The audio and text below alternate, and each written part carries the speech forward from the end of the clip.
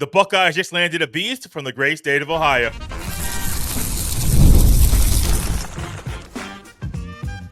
You are Locked On Buckeyes, your daily podcast on the Ohio State Buckeyes. Part of the Locked On Podcast Network, your team every day.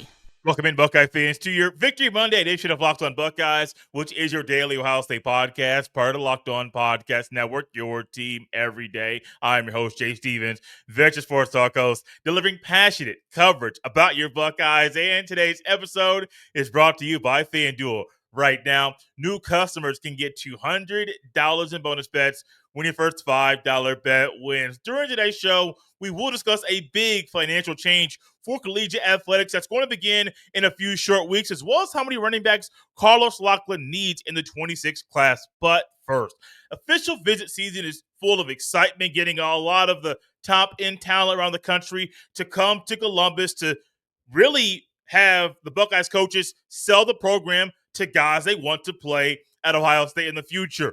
But also there's a little bit of wondering or maybe confusion when 3 or 4 or 5 days into June, nobody's committed to Ohio State. That does not mean that work isn't being done.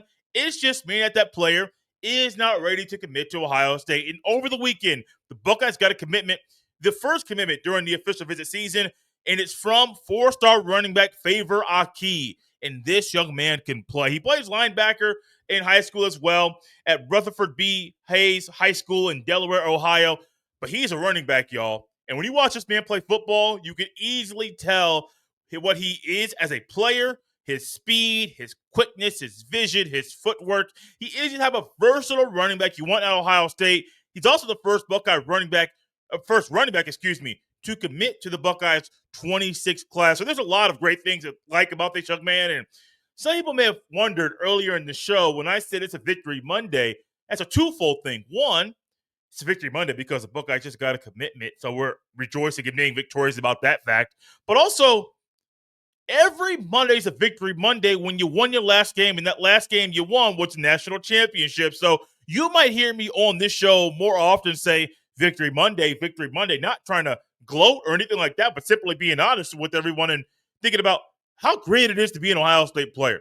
And when I think about how great it is to be an Ohio State player, I think some of my thoughts are the same thoughts that Favour Akih has as well. Thinking about you're an Ohio kid. You dream of getting a Buckeye offer. You dream of potentially playing at Ohio State in the future. And this young man had a very interesting path to getting his offer from Ohio State. He took visits to the Buckeyes earlier this year. Then all of a sudden, he got that offer on March 17th after the Buckeyes' first spring practice. He took 4 visits this spring, committed shortly after the official visit ended. And all of it, to me, just speaks to the volumes of this young man was all in, even before he got that offer. But he worked, he grinded, he made relationships with Carlos Loughlin and got connected with the other other coaches, and really realized this is the place for me. Now, there might be a lot of guys out there that are looking at Ohio State's running back room and thinking, there are 4 guys right now that have 4 years of eligibility left. And after this year, 3 of those guys could still have 4 years of eligibility left because they might not play more than 4 games this year. So you think about that aspect of just the roster makeup for Ohio State. Favour Akih might simply say, heading into 2026, that room is going to be stockpiled with guys that haven't played a lot of ball. And maybe he is thinking, I'm going to go there, do my thing, see the competition, and not back away from it, not be shy to compete, but to go out there and showcase everything I got. And I think that's what he has to do.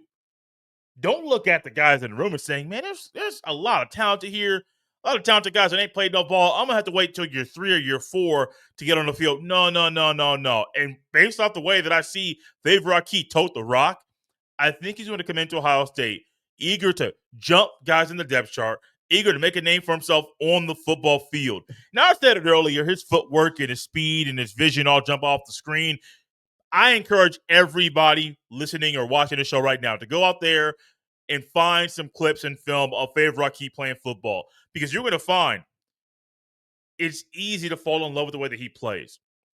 one of the first things I saw when I watched him play was a touchdown run that he had, and he had to elude a couple tacklers in the backfield. He got the ball. Oh, he had a elude a tackler sidestep. He saw the vision. The hole was not that wide, but he used his vision, used his quickness, juked a couple guys, eventually bounced to the right sideline and boom, went to the end zone for a touchdown. And it was the speed that I knew he had when I saw that he runs a 10-9 100-meter dash and also runs a 22.03 200-meter dash. Being able to sustain that speed for 100 meters and run that fast, straight line speed, that's huge. But being able to sustain that speed while running halfway around a track, that's big to me. Because the thing a lot of guys think about a running back, you think about short burst, and you think about explosiveness, and you think about the aspect of him getting the ball, going through the line of scrimmage, getting to the second level, and having enough speed to get 20 yards. But sometimes you forget the speed and the elusiveness and the vision needed to get 60 yards. This young man has that kind of speed. He has a kind of vision. He is a tough tackler. He's a 4-star recruit. Forget if I mentioned that earlier. 6 foot even, 190 pounds. I mean, he has the build and the makeup of what you want. Lachlan coaching at Ohio State, Alfred coaching at Ohio State, after decades of Ohio State football, one thing you know is that Ohio State's going to have elite running backs. And if y'all think Bo Jackson is good, which he is, don't get me wrong, I'm not trying to twist somebody's arm and say he's not. Bo Jackson, the running back, currently true freshman at Ohio State, a dog, man. This kid's a dog too.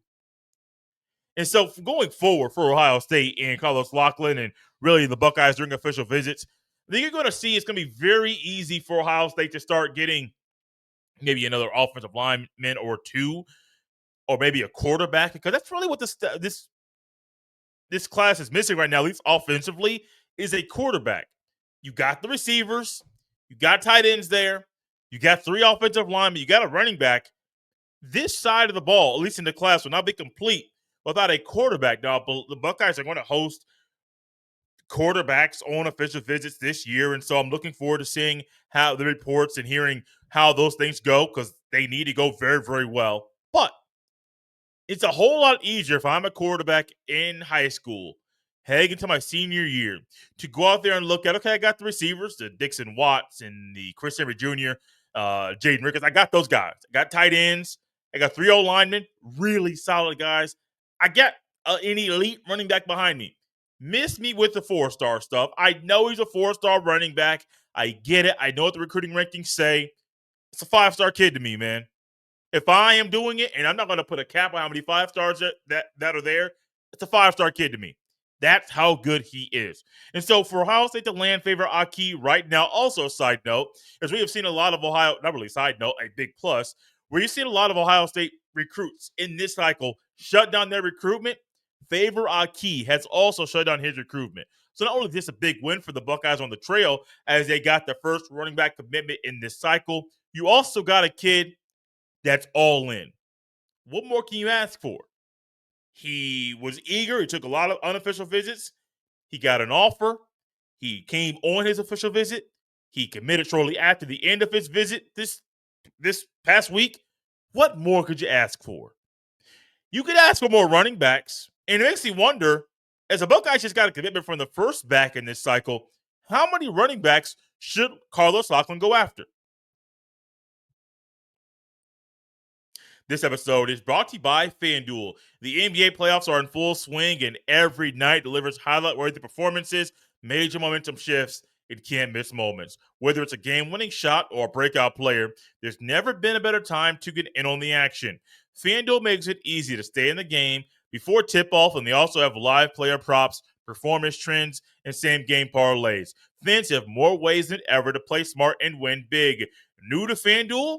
It's the perfect time to sign up. Head to FanDuel.com and place your first $5 bet. Guys, if it wins, you're going to get $200 in bonus bets. Oh, that's so good. I got to say it again. Are you new to FanDuel? Well, if you are, it's the perfect time to sign up. Make sure you head to FanDuel.com and place your first $5 bet. Once again, if it wins, you're going to get $200 in bonus bets. Make every moment more with FanDuel, official sports betting partner of the NBA.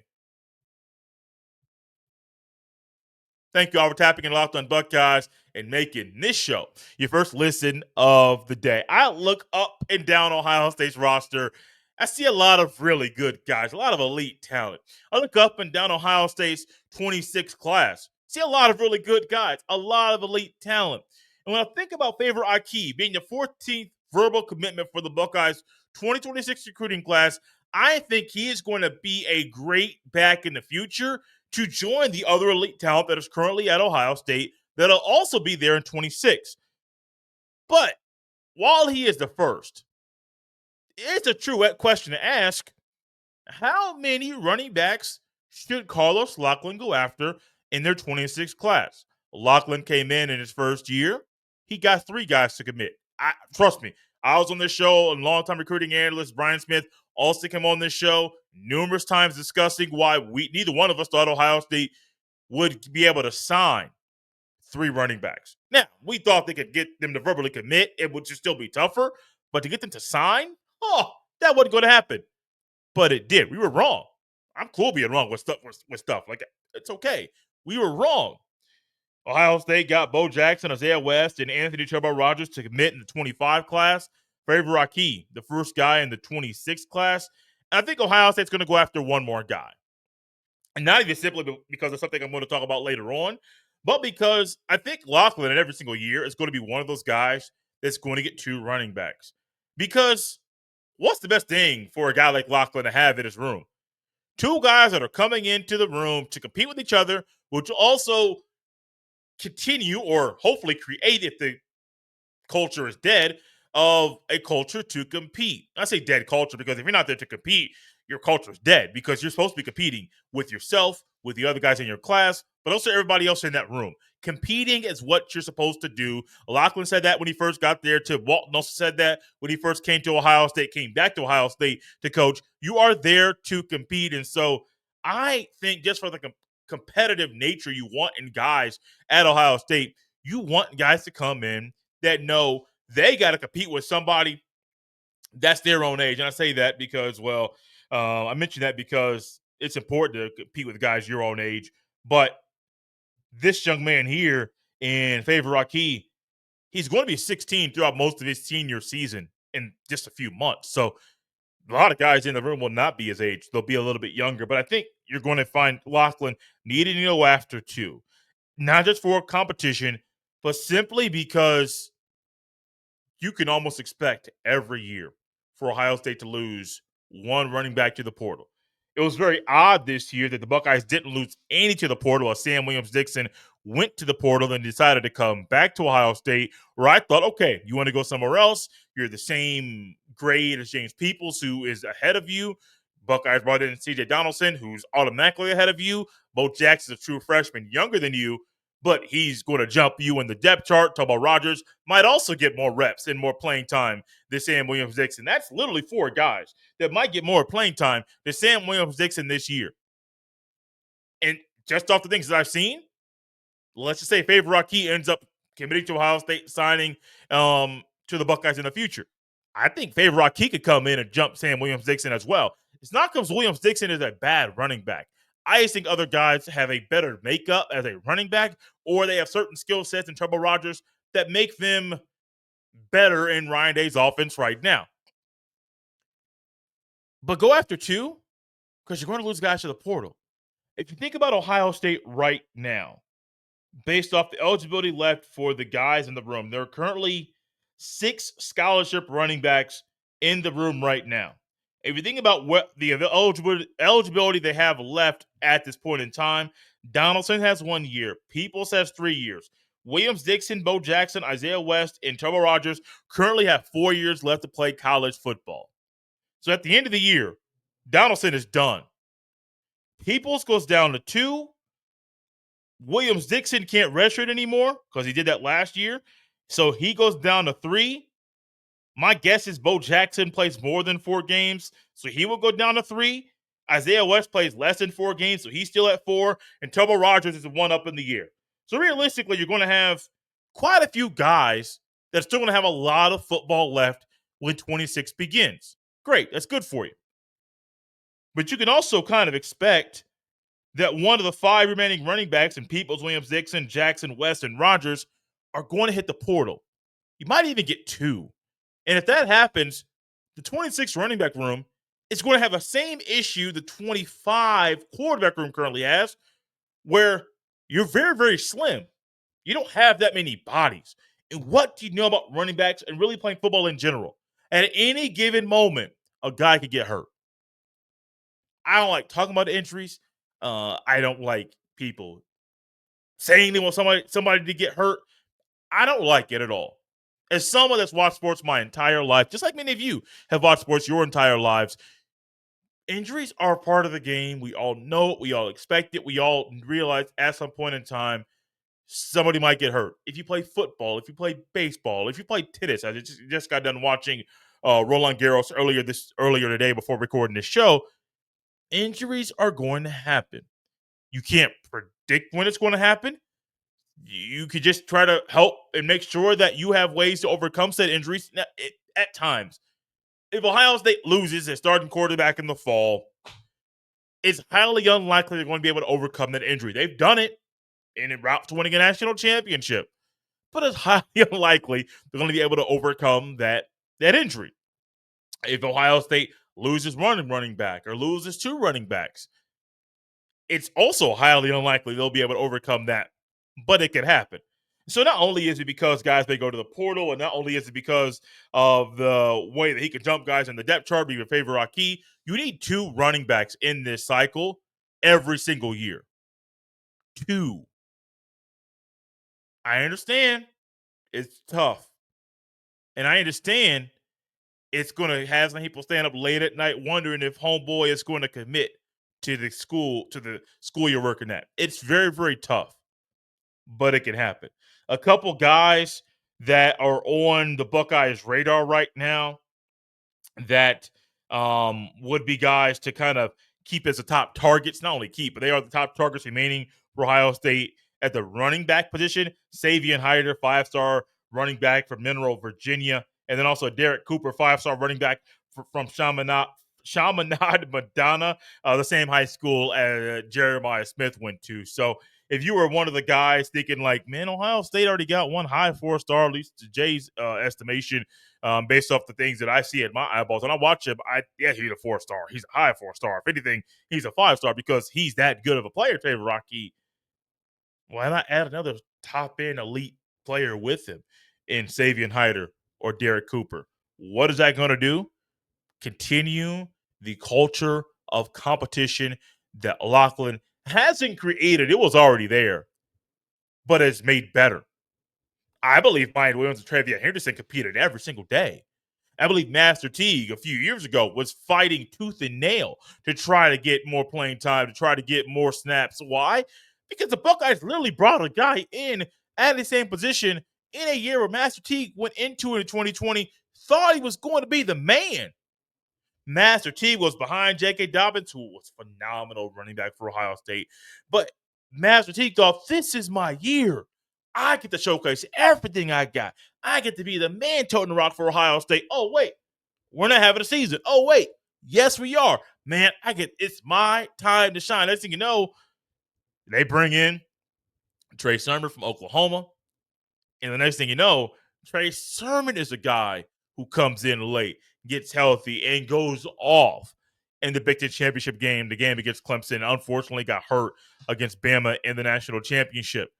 What do I think brought the best from Trey Sermon that year? Master Teague, pushing homie every single day. Now, Trey Sermon was already the better running back over Master Teague, but when you have 2 guys in a room that are great human beings, that have the mindset to do whatever they need to do to make Ohio State the best team it can be, you get what you got that year from Trey Sermon. We never heard about them fighting or any locker room disputes. We never heard about any of that. But what did we hear? Sermon's ready. Sermon's got the ball. Sermon's running for a touchdown. Another one, and another one. He came in to compete.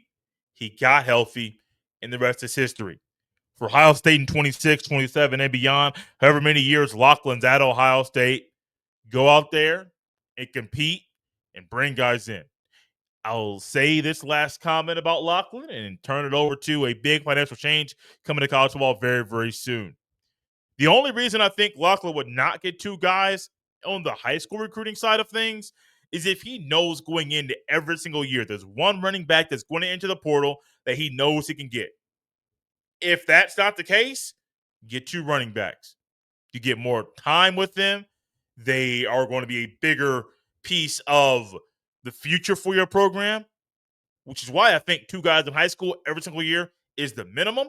If Lachlan wants to go out there and get a guy in the portal as well, I wouldn't be mad about it because we see what he's done so far when he's come in and got a guy in the portal. I think Donaldson is not only going to be in rotation this year, he could start because those are the kind of guys that Lachlan's going to pull for the transfer portal. One big change for college athletics recently was the transfer portal. Another one is NIL.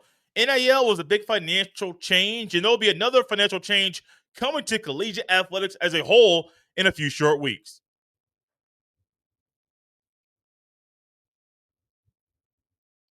Thank you all for tapping in Locked on Buckeyes and making this show your first listen of the day. There's been a lot of change in college football recently, a lot of change in the roster construction, a lot of change to the day-to-day operations for a head coach like Ryan Day. Some of the changes are good. Some of them are not. Some of the changes need to go away, but they're not going to go away anytime soon because more changes coming in a few short weeks. Judge Claudia Wilkin approved the NCAA's $2.78 billion house settlement. Now, this money and this settlement is in regards to a trio of antitrust lawsuits against the NCAA, and this was to resolve that matter. And all this is going to help players like Jeremiah Smith and Bruce Thornton and John Mobley Jr. be able to have the ability to share revenue with Ohio State. Yes, this house settlement is going to allow schools, Ohio State, Michigan, any school out there, to share revenue with the athletes inside the athletic department. And this is something I didn't really think was going to happen in my lifetime. I didn't. I know this is something that was going to be coming soon or potentially going to be happening, but if you were to ask me 5 years ago, did I think there would be a point in my lifetime that collegiate athletes would be able to get money from the schools they play for, I would have said absolutely not. And this is separate from NIL. There's more about NIL we're going to talk about very, very soon, which I think needs to happen. But this is separate from NIL. The revenue that Ohio State makes every single year will be able to be shared with the athletes in the school. I'm going to read some stuff here that's very important to get some of the nerd or little details about what's going on financially with the sport, with collegiate athletics in general, not just football. Per On3's Pete Nakos, schools will be operating with roughly a $20.5 million revenue sharing salary cap in year one, between 13 to 16 million of which will go to football. Schools may try to work around the cap with traditional NIL deals, though as part of the settlement, all NIL deals larger than $600 must be approved by the NIL clearinghouse run by Deloitte. As always, billable hours will remain undefeated in the future. That's coming from a article written on 11warriors.com. And I want to reference them because they do some great work, but also that detailed in a great way what's going on right now. And I mentioned stuff with the NIL. I have not been a fan since day one of NIL deals and the way that they have gone down. NIL deals are supposed to be endorsement deals. They're not supposed to be handouts. Hey, or ways to entice a player to come play for your school. Hey, you want to come here? This is the money that you can get to come here. Hearing that there are players, a certain player down south that was offered roughly $2 million over a 3-year span to come play for a certain school. That's one player. I'm not saying names of schools or athletes, but this is what's been happening. And name, image, and likeness in the real sense of it is a player capitalizing on their name, image, and likeness if a school wants to pay them $1 million over a 4-year span to play football there. Yes, that is absolutely right. However, that is not what this was meant for, nor is it a part of the actual rule itself. You're not supposed to be able to entice players to play for a school. No. You're supposed to be able to endorse something or provide a service and you get money back. If you're in a commercial for Nike, you're going to get paid for that thing from Nike. If you're providing a service, your face is on something or your voice is on something, and what are you going to provide? What are you going to get back? Some money. That's what it's supposed to be, not a way to keep guys on campus or to entice them to come to your campus. I've never been a fan of that. And that part of NIL is going to go away. I think this clearinghouse is great, being able to make sure NIL deals are legit, that the right people and the lawyers are handling the matters the way they're supposed to be handled. Also making sure the individuals that are trying to act as agents but aren't truly agents, that they are not doing the things that have currently been happening in collegiate athletics. But this is great. Roughly $13 to $16 million will be able to be shared with football players at Ohio State. Not mad about it. Being able to play tennis or women's basketball or lacrosse or be on the rowing team, being able to get money from Ohio State, that's huge. That's a massive, massive benefit and a win for the student athlete. But also, think about this, though. Think about the ability to be able to have your education for free, be able to make money off of NIL deals, be able to get money from your university, as well as all of the free gear you get, and have I believe they're still getting the stipends as well, the monthly stipends. There are so many great ways that are financial for these athletes that benefit them. And I know I may be a guy that's not on an island by himself, but on an island where there aren't many people that verbally say or vocally say things like this in regards to not wanting people to overlook the impact of getting a free education at the Ohio State University. I ain't gonna talk about any other school. No, that's not needed. Let's focus on Ohio State. The ability to come to Ohio State, play a sport, a child's game, while getting an education at the higher level, and to get that thing paid for by the school you're going to, that is a dream for most people. Guys like Jeremiah Smith, you guys like James Peoples, a guy like CJ Donaldson, a guy like Sonny Styles. The list goes on and on in regards to the players that are at Ohio State playing football, that are getting NIL deals, that are going to be able to get money from Ohio State, that are getting free gear, t-shirts, shorts, book bags, things of that nature, while also getting a free education. And I know when NIL became a thing, and there are people honestly, I'm not going to lie about it. I was one of the people saying, why are we glossing over the impact of getting a free education? That was one of the things that blew my mind. It's like, oh no, free education isn't good enough. Excuse me? As someone who had to pay for college and had to work through college to pay for it, if someone said you can get college for free, I would have lost my mind. So no, don't gloss over an education. Absolutely not. Don't gloss over a free education, that is. Don't look over that. Don't take it for granted, because the people that are saying, oh man, a free education isn't good enough, a lot of them had to pay for school.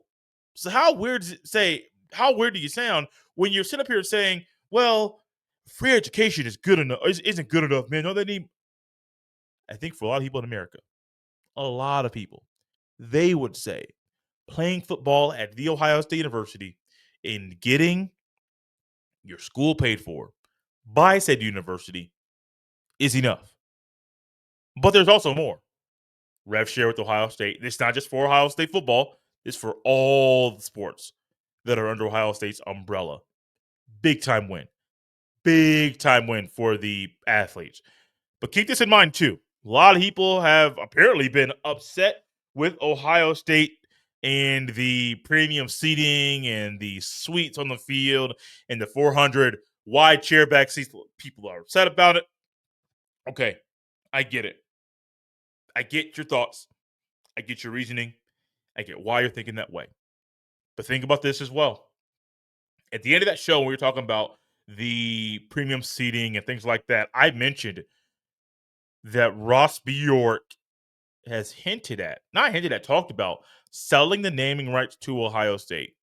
So the premium seating and the wide chairback seats, yes, that is a way to not just enhance and allow people to have a very unique experience inside Ohio Stadium. That's great, but it's also a way to make money. And selling the naming rights to Ohio Stadium is another way to make money. And so I wouldn't be shocked if over the next 12 to 24 months, there's a report out there that Ross Bjork and Ohio State have inked a deal with a certain company to sell the naming rights to Ohio Stadium. Remember what everybody did when Pitbull was down there on was Florida International Football Stadium? He got the naming rights there for that. Think about how that was. You're going to see more universities around the country sell naming rights to iconic stadiums for money. Because you know what?